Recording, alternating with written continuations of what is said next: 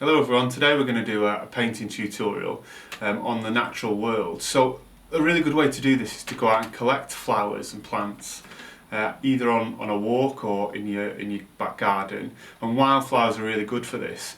So either collecting them and bringing them back or taking photographs are both really good ways for you to make a really individual painting of your own. So we're going to look at Angie Lewin as an artist and a bit of inspiration. She's a printmaker, so all of her colours are quite bold and the lines that she uses are quite simplified but also quite bold as well. So we're going to use that as a guide. So I've taken some of the elements from Angie Lewin's work, for example the horizon line and some of the backdrop pieces. So I'm going to now add in some of my own flowers that I've collected. So this, for example, needs simplifying a little bit. So just pick out key areas, and you don't have to do the whole thing. You can pick out smaller flowers. So I'm going to get this clump of little seed pods at the top of mine, and I'm trying to draw it quite light so I can add over the top or add some flowers and some watercolour over the top later on.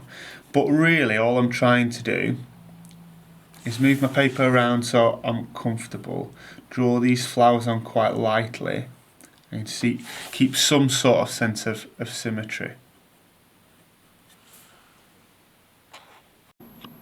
So we're going to mix our colours first, and the colours in the painting that we're looking at are quite muted, and what I mean by that is there are no really standout bright colours. So we're going to mix them in the pot first, and with watercolour what we try and do is build up a pot of water, or a body of water that we can then mix our colour into. So I'll put the brush into the water, brush it off on the side, and I'm going to take the top layer of paint off these palettes and add it to my pot. So I'm going to use a kind of a burnt orange. So the more times I rub on the top of that colour palette, the brighter or stronger the colour will be. So I'm going to make sure that this colour along the edge, and just check what kind of colour that is. And then I can start with my painting. So mix your 3 colours that you're working from, and then we can start on to the next stage. So I'm going to start with my orange up here.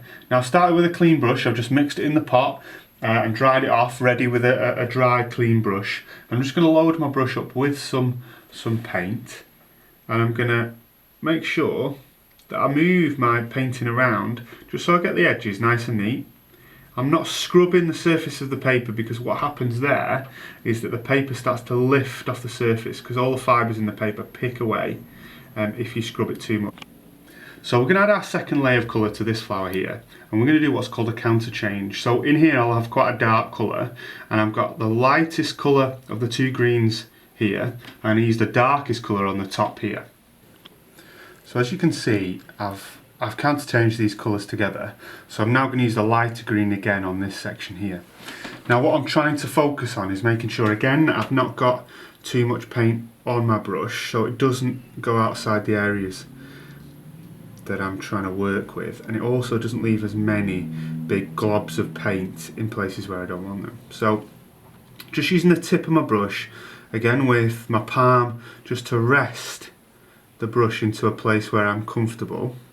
Now I don't have to add colour to all of these sections, I can leave a couple blank, and I'm thinking about what colours I'm going to do in the next sections. I want to kind of contrast quite a few of these colours together to make the shape stand out. So I'm happy with that for now, and we can go on to the next stage. Okay, so we're going to add our final layers of detail with a paintbrush, and what we need to do is make sure the brush isn't too wet. So I mix my colour a little bit darker than the colours I've already been using. Make sure that I can use my paper towel just to dry off any excess water. And again I'm going to rest my palm on the paper so I can get these fine levels of detail, and all I'm doing is just in nice smooth strokes try and get some of that level of detail in with the fine tip of your brush, almost like I'm using a pencil. So in this flower here we're just going to pick out some of the fine little details with pen. You don't have to do the whole thing because it can look a little bit too much and ruin all the nice work that you've done before. But what it does do is just pick out those areas, cover up any little bits or blemishes that you've done with your paint where you've overlapped, and just redefines some of those shapes. Now, just to recap, we're hopefully trying to build up nice smooth pastel colours.